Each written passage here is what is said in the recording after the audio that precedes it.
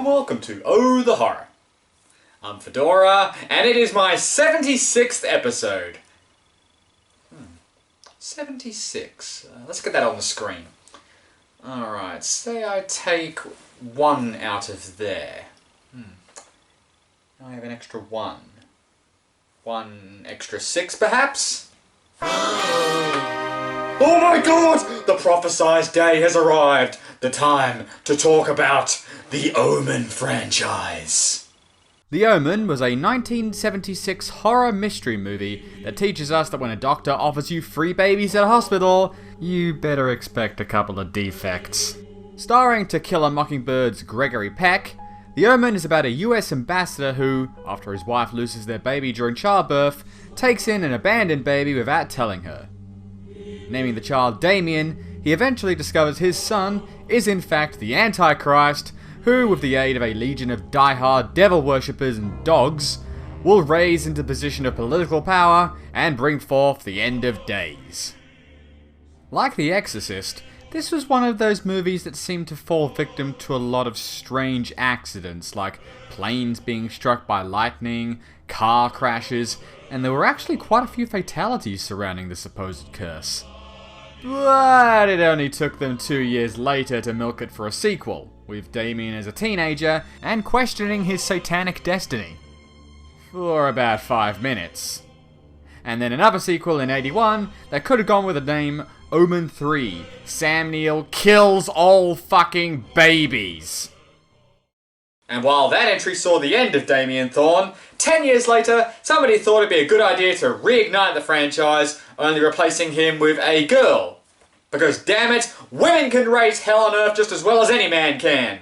So, let's talk about 1991's Omen 4, The Awakening. Yeah, it is just Omen 4, because for some reason, none of the sequels have the in the main title. Something this franchise shares with a similar one, the Care Bears. So this movie starts with the cast of Sister Act organising the adoption of the baby girl in question. Strange how this baby's seemingly okay with being in a religious orphanage when Damien freaked the fuck out at the very prospect of going to church. Wait until you see her. She's a tiny miracle. Yes.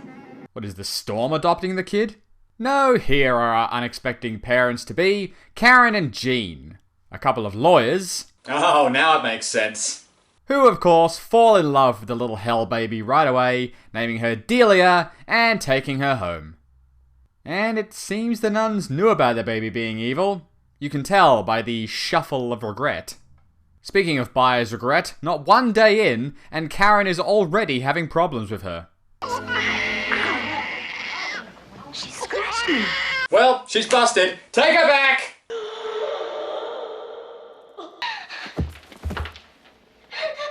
Well, shit, if you're gonna overreact that much, fine, we'll keep her. No, it seems the young nun does indeed know about Delia being evil, and is mortified that she allowed the adoption.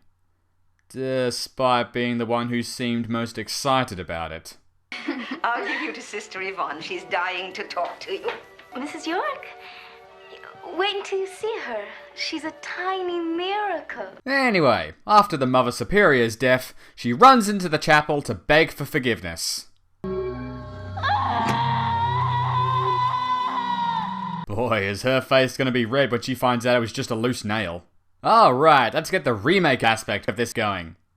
Healthy mother, yet unable to have kids due to manipulations by an obviously cultist doctor? Check! Grooming child for office? Check! Finally showing dislike for being in holy places? Better late than never. So basically it's the poor man's remake of The Omen before the rich man's poor remake of The Omen. And after that, the priest there also dies of a heart attack. Maybe the real killer of this movie is that all these holy people are eating far too much red meat. Damn it, Sam Neill's Damien, you really did win in the end! Red meat was helping us come to be. So, as I said before, the Antichrist is supposed to be born into a position of political power. And that seems to be the case here too, as Jean runs for state governor. But we know how this goes. He'll run for a few years, retire, and then become a superhero. Uh-oh. In this next scene, Delia here is about to wander into traffic, where it's clear the truck driver can actually see her, but fuck it if he's gonna slow down. I mean, this shipment of Blood of Christ flavoured condoms isn't gonna deliver itself. You know, Damien had an entire international cult and multiple dogs watching over him when he was growing up. Is Delia just that really lame plan B that nobody has a lot of faith in? So, with Captain Handsome here winning the election, Delia doesn't feel the need to keep up the good girl pretense anymore. Welcome, punch! You got a psycho for a daughter. Now please leave before I lose my temper. What a first-class jerk. Do you suppose it happened the way Delia told us it happened? I mean, she got into a fight at school, honey! A fight at school! Oh my god. Is her daughter the Antichrist? Why is Karen all of a sudden suspect of Delia? Is this going to be a daddy's girl or the orphan situation where the mother is the unbelieved hero and the father is tied around the little girl's finger? How about doing your dad a big favor and staying far away from him? Actually, Daddy, I thought I'd lure him up a fucking massive unattended ladder at our school, causing him to piss himself in fear, and then decapitate his father for good measure.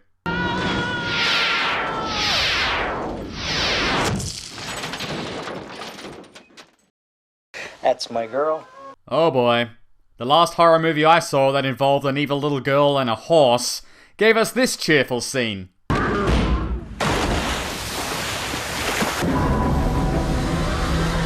It's okay. I'm pretty sure that horse was on its way to the Chum Factory anyway.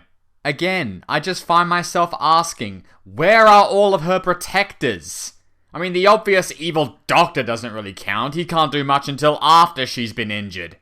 Well, you can both relax. There's no sign of internal bleeding. Still don't understand what happened, why that horse bolted. Delia started menstruating. What? Delia started menstruating.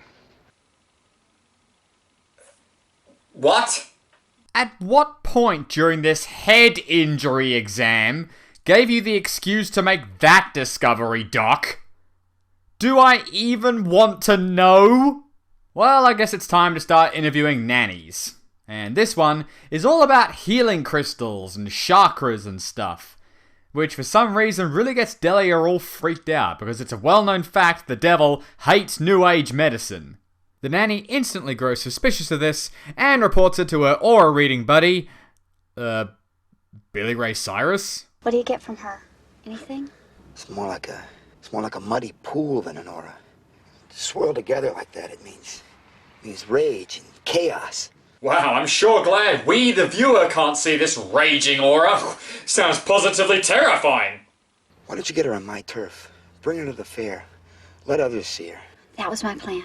I was gonna ask her parents' permission, but they're politicians, and fuck the government, man! And then more inverted crucifixes. Why is this nanny still here? It took her 2 seconds when she walked in to discover that Delia was evil. Is that $12 an hour really worth it? No, she's pretty damn determined for some reason, and takes Delia to this fair for psychics, where she wastes no time in freaking out all the palm readers and guys doing pot. But when the nanny forces Delia to get an aura photo, she gets pissy and sets the whole fucking place on fire. And there's the nanny calmly walking her away. Run, bitch! Run! While they're alone at home, the nanny tries one last time to talk to Delia, and I was so hoping somebody would ask this question. In my bathroom, the cross, upside down. Do you know what that means? Do you? While, yes, in modern culture the inverted cross tends to represent anti-Christianity. In a church setting, though, it's based on a tradition where one of Jesus' apostles, Peter, was crucified upside down. It was his request because he didn't think he was worthy enough to die in the same way as Christ. Thus, the upside-down cross is sometimes called the Cross of St. Peter, and is a symbol of humbleness. I'm just a humble motherfucker with a big-ass dick. So yeah, getting tired of the nanny's meddling, Delia goes full, well, Damien Thorn, and sends her flying out of the window.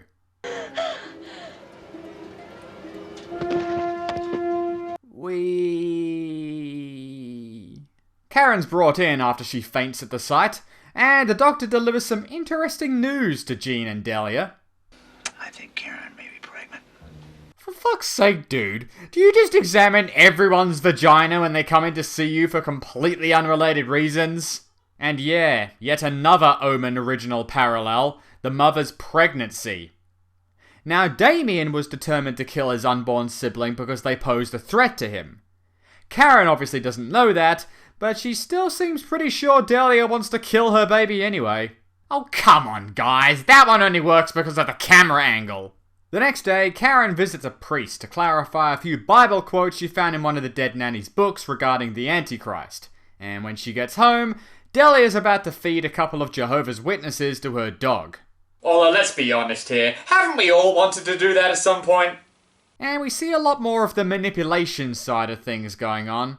And it's now that I'm finally getting tired of Jean's short-sightedness.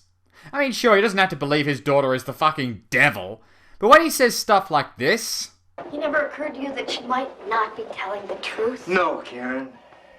It never occurred to me. I just think, yeah, dude, because the idea of a kid lying to avoid punishment is just stupid. We have nowhere left to turn. Karen has no choice but to go to a private eye named Earl, played by Michael Lerner. Between this and Godzilla, you decide what bigger dump taken on a franchise he's appeared in. She hires him to track down Delia's birth parents, so his first stop is naturally the orphanage. But when the nuns stonewall him from getting the documents he needs, he hires 2 clowns to distract them so he can steal said documents. Man, just when I thought I was finished with clown movies, they pull me right back in. And after some more snooping, Earl gets on the trail of the young nun from the beginning, who had since gotten into sex and drugs, but was now apparently a wacko cult leader. Meanwhile, Karen finally goes into labour, still screaming how Delia is trying to kill her baby.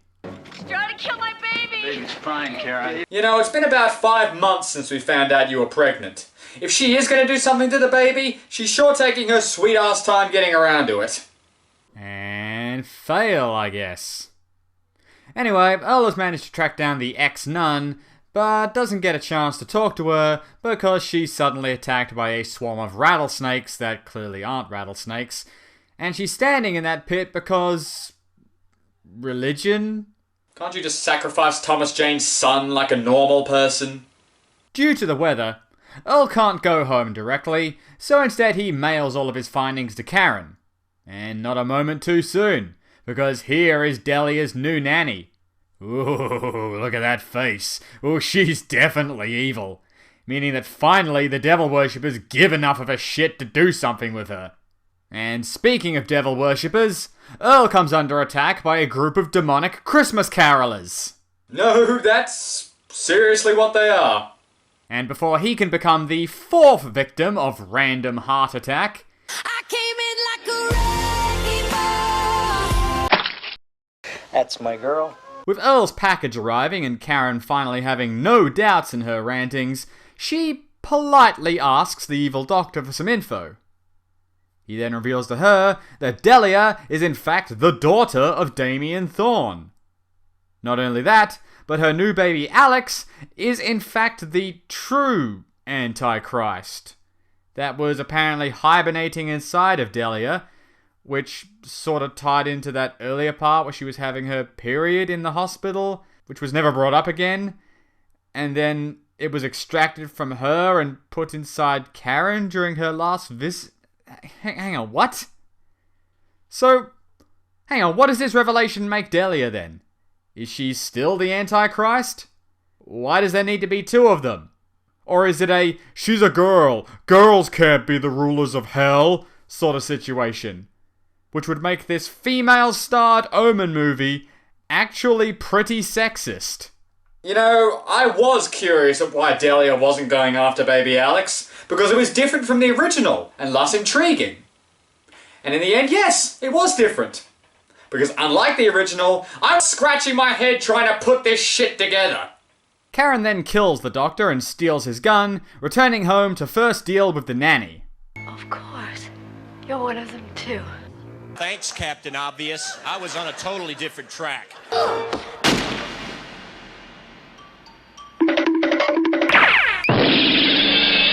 And then finally confronts the Hell Twins. But whether it's demonic power or just motherly instinct that interferes, she instead turns the gun on herself, and we jump forward to her funeral, where Damien is adopted by the president. Whatever, it's the same fucking scene. And so, as the family leaves the graveyard, this movie comes to an end with the biggest "you're really pushing it" inverted crucifix shot of the lot. And that was Omen 4, The Awakening. Well, that was pretty lame. I mean, the premise of an Omen remake just starring a girl and dropping the quality on everything is... hang on. I just realised that by today's logic, not liking this movie would make me a misogynist, wouldn't it? Anyway, the whole plot just feels so lazy and contrived. I mean, Damien's daughter? That's imaginative. Interesting graphic death scenes are replaced by heart attacks. An unnerving, silent Damien is replaced by this mouthy little brat. Horrifying reveals are replaced by, what the fuck is even going on? In the end, this is nothing more than a cheap and boring made-for-TV sequel, and is forgettable at best. And that's all from me for tonight, so, I'm Fedora, this is the Horror, save a screen for me, and we'll see you next time.